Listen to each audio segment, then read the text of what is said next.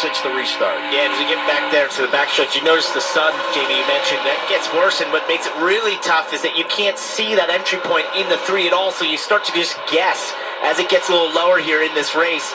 And it's really where you're working even more so off field because you can't even see. It's such a tough thing. And on restarts, with that sun in your face and they're 3 wide in front of you, you literally can't tell what's going on. Just as I said, Clements might get the free pass. Larson goes around Garrett Smithley and Josh Williams, 88 on a ride with 7 to go in the stage. Yeah.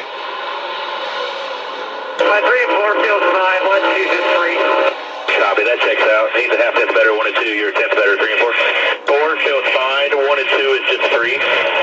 Copy. Pretty typical for this racetrack. That's kind of the balance shift you get from end to end. I'm just sitting here laughing as Larson's casually running 3 inches off the wall. No big deal.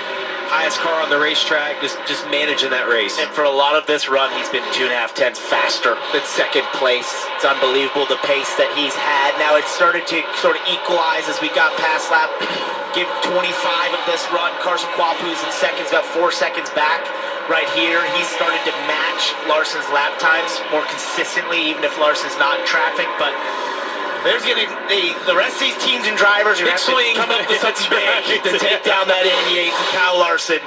This is quite the showing by Larson. Brandon Jones, average running position 4.5 on the day. 3rd right now, Dylan. Yeah, he is hanging with Carson Quapple there in the race for a second as he starts to inch closer in that battle. The 20 is keeping tabs on the 88 way out in front of him. Let's get some Starkey radio communication and hear what they're saying. The 88 is talking about 3, so he might burn the rears off. Just think after it. I think the long run, your late exit is where you're going to get him.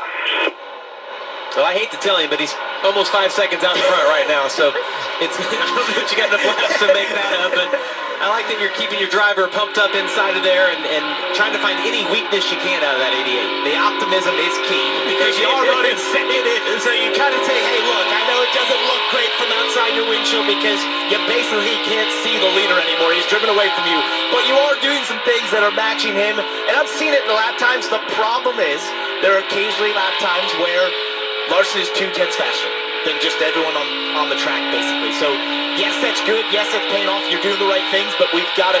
You don't want to be complacent. You might have to find something in this pit stop to go and battle with him. Well, and crew chiefs are notorious to only tell you the 1 lap that you are quicker. They didn't remind you of the 10 prior to that he was quicker, and they'll tell you, hey, you're catching him, and the drivers will be like, well, why is he getting smaller? Yeah, he's driving away from me. Crew chiefs tell blue sky, right? Sometimes they tell the drivers what they want to hear. And you talk about an adjustment.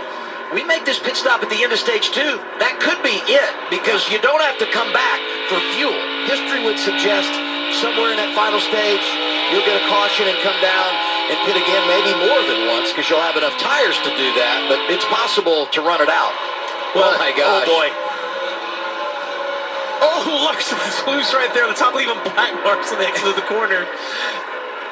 The line that he runs leaves him in a great position, though, because as you watch all these guys enter a little bit low, it gives him the clean air that he needs, and what he'll do right here is he won't use full throttle to drive right up on him. He'll kind of be lazy through the middle of the corner so you have the momentum on the exit to pass him on the straightaway. How about Larson, when he won here in 2023, led 46 laps. That's the most laps he had ever led in a race here until today. He's going to lead the first 90, sweep stage 1 and stage 2. Kyle Larson hit the right between the eyes at Darlington. Quapple, second in the opening stage. Jones up there with Allgaier, Retzloff top 5 in the stage. Battle here, Sawalich got Creed. And Sawalich going to get the final stage point. As you said, he's able to hold off Creed and get 10th. Alfredo up there, Day, Bell as well. Viking first and 7th for Kyle Larson.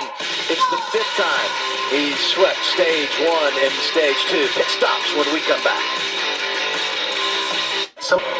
We'll start up at pit in with Brandon Jones in the 20 car. He said his initial throttle pickup point in the center of the corner, the car is good, but it builds loose off the corner. They'll make a small adjustment there.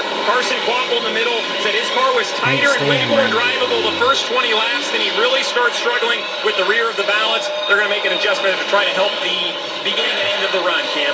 Dylan, the 88 of Kyle Larson there on the bottom of your screen. See that chassis adjustment? They're tightening him up just a little. He asked for that, said, I could stand to be a little bit tighter, but I was sliding the fronts in 1 and 2 at the end of that run. No big swings. That's that quick tighten up for him. 4 fresh Goodyear tires, Sunoco fuel. Race off Progressive Pit Road. Hey, how about it? +1 for Brandon Jones. He said it on the radio. Help me out on the pit lane. And what is it with cars facing the wrong direction today on the pit lane? This is the 9 of Ross Chastain. Larson comes off second, Allgaier, Day, and then Bell. Let's watch this.